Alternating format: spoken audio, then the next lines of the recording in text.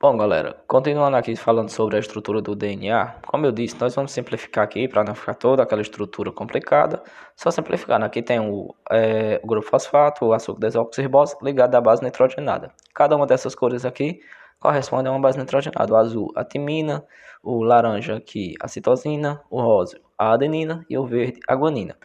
Lembrando, pessoal, que aquela fita lá que eu mostrei para vocês anteriormente, ela vai enrolar-se ao redor de si mesma, formando uma hélice.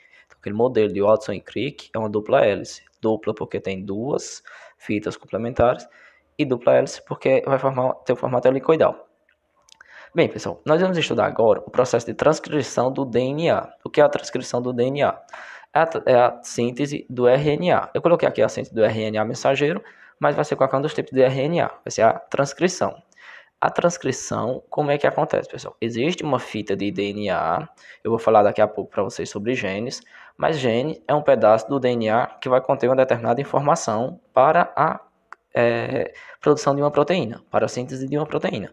Só que o DNA ele não produz essa proteína diretamente, ele passa essa informação para o RNA e o RNA vai produzir essa proteína. Nós vamos ver isso posteriormente. Aqui, pessoal, em um determinado pedaço do DNA, chega uma enzima, começa a abrir aquele pedaço do DNA e várias bases nitrogenadas, vários nucleotídeos estão soltos ali no núcleo. Isso aqui está acontecendo no núcleo, pessoal, lá na fase do G1. Lembra lá da intérfase, G1, isso aqui está acontecendo. Também na intérfase, isso aqui também está acontecendo na intérfase praticamente toda. Então, uma enzima abre aqui a fita do DNA e uma outra enzima, a RNA polimerase, liga-se aqui no início, de onde vai ter aquele gene, tudo isso aqui é uma sequência para formar um gene, a RNA polimerase liga-se aqui no início e começa a adicionar nucleotídeos. Então, sempre com a timina vai se ligar uma adenina.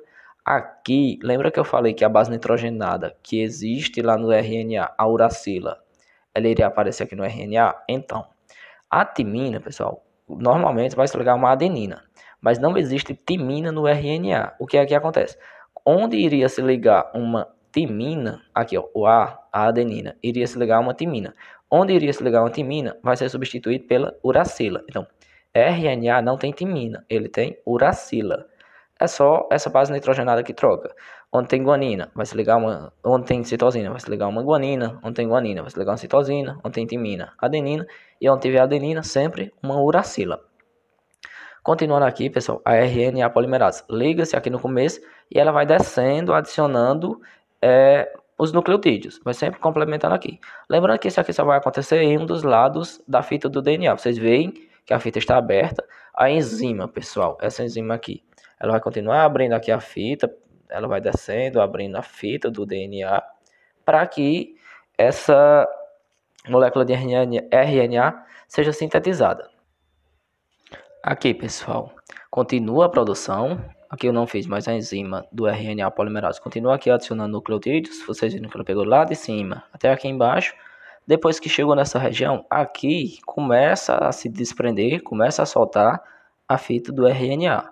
Terminou a produção do RNA, ele sai da fita do DNA e a fita do DNA ela vai ligando-se novamente. Então, aquela fita que estava afastada desse lado, ela recupera, volta todas as ligações aqui, a fita do DNA permanece intacta e ocorreu a produção de uma nova molécula de RNA. Essa molécula de RNA ela será enviada para a produção das proteínas, que é o que a gente vai ver agora.